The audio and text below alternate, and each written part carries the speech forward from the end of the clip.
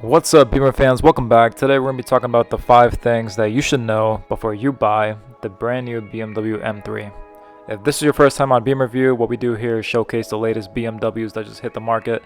And if that's something that you're into, please go ahead and subscribe to this channel because we'll be putting out content every single week. Also, we did launch our brand new website, www.beamerview.com. If you guys want, the link is down right at the bottom of the video. We are dropshipping our latest car products and car accessories. So please make sure you guys check that out. There's some really cool stuff in there. So before you take off to the next video, definitely give that a click.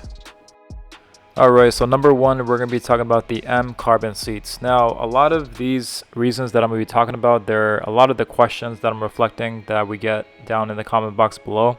So I'm going to start off with the M carbon seats that this vehicle can get an option with. A lot of you people asked about it. The M carbon bucket seats are pretty uncomfortable, I'm not gonna lie. They're great for short drives or if you plan on hardcore tracking your vehicle, but if you plan on sitting in the M carbon bucket seat for probably more than a half hour, you're gonna get pretty uncomfortable. Also, the bottom bolstering that you see in the seats, they do kind of get in your way too whenever you're sitting into the M carbon bucket seats, but if I had to choose between the two, I would definitely choose with the normal seat or the stock seats, which look a lot like this. Now these seats, they're the perfect balance between a sporty drive and a comfortable drive for your daily driver, and I would highly recommend just sticking with these seats and opting out of the M carbon bucket seats. Also, while we're on it, BMW does come with a lot of different color options, especially for this M3 as well. You can get some pretty darn cool colors. One of the ones that do stand out to me a whole lot is this red that they have, and then they also have a Kyalami orange. Both colors, they really stand up. Me personally, I'd actually go with the red ones. I think they match really well with the colors that the M3 can be optioned with as well. Thing number 2 that you should know before you purchase the BMW M3 is that if you plan on getting the competition, you can't get the manual with that. The competition model only comes with the automatic. Again, if you do plan on getting the competition, you do have to get a automatic. The manual transmissions, they're going to stick with being rear-wheel drive, and you can't get the competition with the manual. So definitely a quick note to jot down too. Me personally, I'd go with a automatic. I never really drove a stick before, but they are quite fun. But I definitely plan on having the competition. Also, if you do plan on getting the competition, you do get about roughly 25 to 30 more horsepower. So I believe the competition model, they do come with about 503 horsepower. So you do get the additional benefit of going with the automatic transmission. So just a quick note on that as well. Thing number 3 that you should know before you buy the M3, and I know that this is going to sound like a broken record too, but the grill is not that bad in person. I'll tell you again, the grill is not that bad in person. Now, if you're looking at it in pictures and video, even if I'm looking at this video right now, the grill does look a lot more obnoxious. I mean, I know that we're also focusing in on it too, but I'm actually going to step back here and you can actually see that the grill is really not that bad. Also, if you guys are still pretty 50-50 about it, stick to the darker colors if you're not a fan of the grill, because it does hide the lines a bit more better. If you do get a brighter color like the green that they have or a white, the grill will just stand out that much more. And if you're not a fan of the grill, then you're not gonna like bright colors on this car either.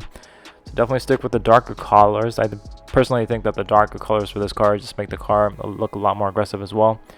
But yeah, the grill, we're gonna learn to love it. Whenever you compare this new model compared to the last generation, you do start to see that this model just overall looks a lot more better. And then even if it had a different grill or a smaller grill, I don't think that we would care all that much. Plus, these engines are getting bigger. They are relying a lot more on breathability. So it just makes a lot more sense that these vehicles are going to just come with a lot more bigger grills. Thing number 4, we're going to be talking about the differences between the rear-wheel drive and the all-wheel drive that this vehicle is going to be offered. Now, if you guys already don't know, which I'm sure the majority of you already know, that these newer M3, M4 models, they're only coming out with rear-wheel drive for right now. But in the future, probably coming down in about fall, they're going to start to release the XDrive versions. Now you can go ahead and special order the XDrive versions right now, but you're not going to get it until about August or sometime later in the fall.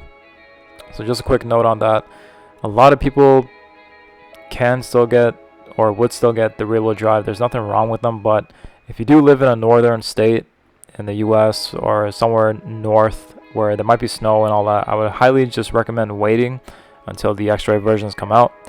I believe also BMW knows that a lot of the buyers are going to wait for the XDrive as well. And if you're still really stuck on the difference, if you're really 50 on between whichever one you should get, honestly just get the XDrive, because in case you didn't know, the M cars nowadays, they give you the option to basically drive in the rear wheel drive mode. And so what that means is you can still drive in the XDrive, but whenever you're in the mood for it, whenever you plan on tracking the car or going sideways or doing donuts, you can put the car in rear wheel drive mode, so you still get the benefit of both sides. Me personally, I live in Boston where there's going to be snow, and if I did have an M3, it'd be my only car, so I would plan on driving it in the snow. So I would highly just recommend waiting for the XDrive. Thing number 5 is the last one. It's going to be a pretty odd one, but and I'm sure a lot of people don't know, but I did get a lot of questions on this in the comment boxes. But a lot of the M3s, M4s, you can't really tell, or you won't know what kind of tires you're going to get. So it's either going to be most likely a Michelin Sport tire or Pirellis, but there's no way of really knowing. BMW, during the factory, whenever they're building the cars, they kind of just build it with whatever tire that they have in stock. Both tires are great. I've always been a fan of Michelin tires though. I never really owned a pair of Pirellis, but I'm sure that they both have to be a great set of tires. But yeah, just a quick note, you can't really choose your tire, and you do gotta just stick with whatever you kind of go with or whatever you get.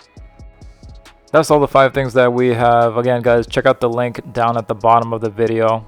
Check out our car products, check out our accessories. Our website is live now, so I definitely want you guys to check it out. And also guys, if you have any questions, feel free to write it down in the comment box below. I'll most likely get to it within 24 hours, so please make sure you guys don't hesitate to ask any questions about these vehicles. We got a ton more coming, a lot more throughout the week. And subscribe, like the video, and stay tuned till the next one.